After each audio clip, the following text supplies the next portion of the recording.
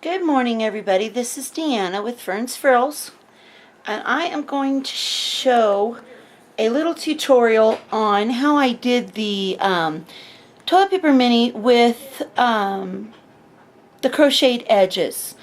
And so I thought I'd just go through this whole thing step by step. I am going to be I have to make one anyway, so I might as well do it for you guys, right?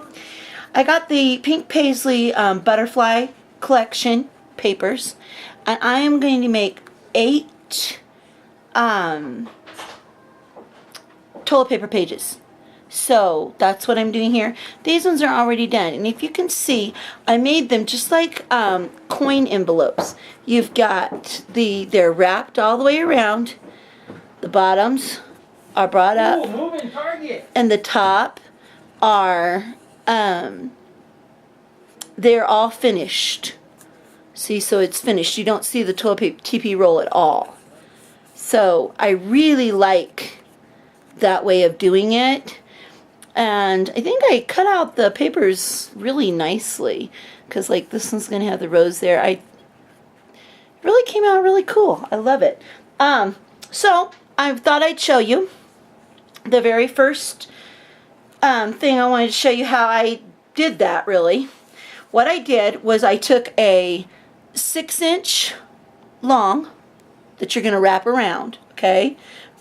And then 5.5 inches from the top to the bottom. And that covers them perfectly. And what I did was I put ATG down on the 2 sides of the TP roll, put it down on the piece of the paper that I wanted showing. And, well, you know, on the other side, but I placed it to where I knew what was going to be on this side. And then just wrap it around and then put ATG on, or whatever adhesive you want to, on both sides of these, attach it there and there. So it's not going to move anywhere. It's not like it's going to move. Okay, and then in order to form the bottom, you just go inside with your scissors down to the TP roll and cut it. I'm sure you guys have already figured this out, but I'm just doing it for maybe those newbies who don't know. And then on the side that overlaps with the seam, okay, on the bottom, just go in there, and you don't have to be perfect about it or anything. Nobody's ever going to see it. Just cut that off at the TP roll, or as close to it as you can get it. See? Cut it off. And I'm just going to trim it a little bit more. Like I said, you don't have to worry about it being ragged or anything. Now, these 2 edges, you want to miter those very slightly.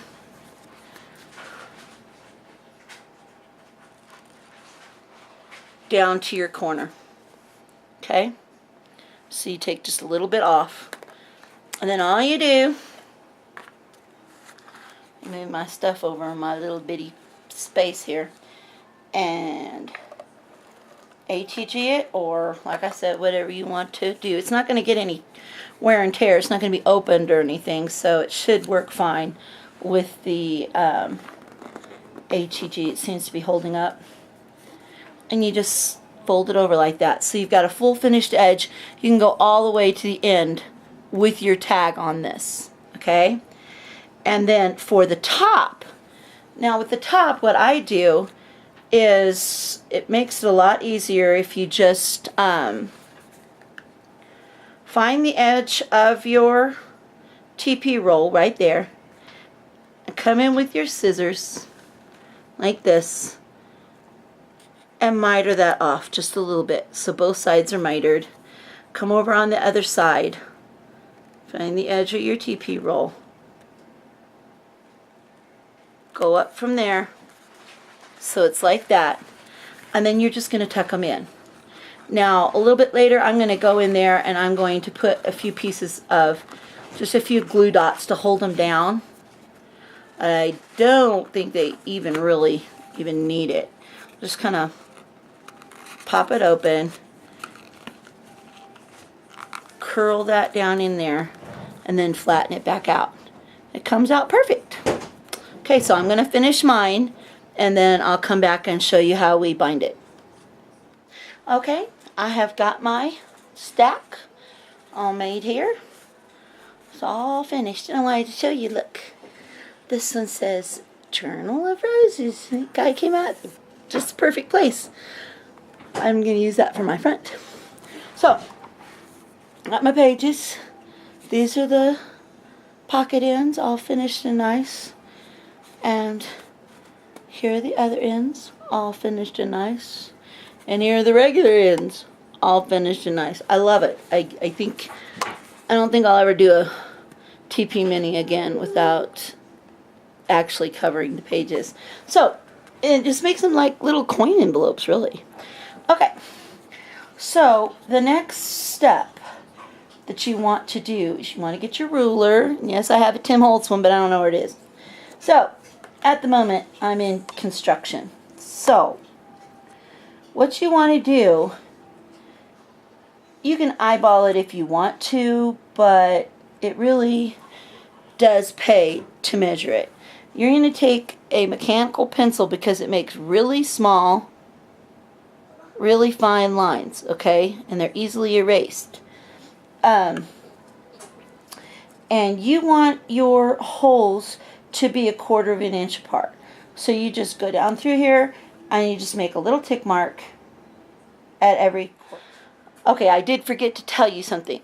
You need to start at 1/8 of an inch and then do 1/4 of an inch from there, because you don't want it 1/4 of an inch down on the side. It'll look funny. So you start at 1/8 of an inch and then work your way down 1/4 of an inch each time from there. Okay, I told you guys to use a mechanical pencil, but mine's out of lead, so I'm going to use a pen. Alright, so we start. Now you need to make it also as just about a 1/4, maybe 3/8 instead of 1/4. 3/8 of an inch from that edge. See this part right here? Because the farther in you make your holes, the less area you're going to have for your inserted tags. Which isn't too much of a problem, because these TP Minis, you know, they do hold quite a lot, but still, you really want to get it as close to there where it's going to go through both thicknesses, and you're still going to have enough stuff to, you know, keep your mini together. So I really suggest 3/8 from the edge, and then start at 1/8 of an inch, and then go down by 1/4 inches from there. Hope you're able to see that. Okay. Okay, so now we get the crocodile, and I usually put it on the 1, 2, 3, the third little peg here. You know, the little things that stick out to help you measure. When you measure that, if you measure down to the third one and put your hole up there, you're going to be at the right thing. Okay? And you just go down and you're going to come out with little holes like that. You want to do it on the smallest setting. If you have a paper punch that is smaller, or not smaller, but you know, just a paper punch, just make sure that it's a small one, because you don't want your holes too big. They'll just mess everything up. Okay, so let me make sure you guys can see this. Okay. There we go. Maybe that's a little bit better. Alright. So what we did is we went through, put holes on on both sides. Now this one is the front, so I only put it on one side of them, but everything else has holes on both sides. Okay, now we're going to get to the fun part. I'm going to show you how to attach your crochet I'll show you what I do through there. And there's a couple of ways that you can do this. Now, I use a number 10 hook. I don't think you guys can see that, but anyway, it's the small crochet hook, and I use actually it's a number 7. It's not a 10. 10 is smaller. This is a 7. And number 10 crochet thread.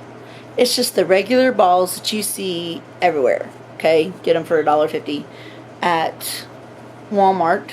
You can get them anywhere. Aunt Lydia's dealies. Now, the one that I did for the previous album that you saw that I gave to Melissa, that one I did in smaller thread. It's a specialty thread, size 70, size 14 hook. I don't recommend that for somebody who's doing this for the first time. Okay, I know I'm a little weird, so I use, a size 14 crochet hook. This might look little to most people. I don't know if you can see it. It's pretty small. Okay, a size 14 is like a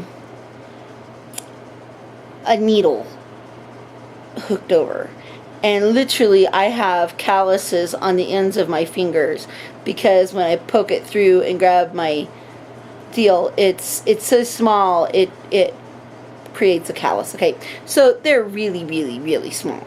I like working with that, and if you do, it works really well. But if you don't, you know, if you're not used to it, then it could drive you crazy. Okay, so, and having said that, you also can, absolutely, this can be done with baby yarn and a regular crochet hook, okay? The only thing that I would do differently if I was going to do that is I would thread my, the baby yarn onto a large, eye needle, and actually do a blanket stitch across here. So you've got the hole, and then you've got a piece of yarn going from this hole to that hole across here, and then you just put your crochet in those instead of going through the holes, because I go through the actual hole, and I'm going to show you here. Okay, see this, it's actually done through the hole, and I'm going to show you how I do that. But it can absolutely be done with a needle, and put your yarn on there, and then you can use, baby yarn that a lot of people are a lot more familiar with. But really, guys, this thread is not hard to work with.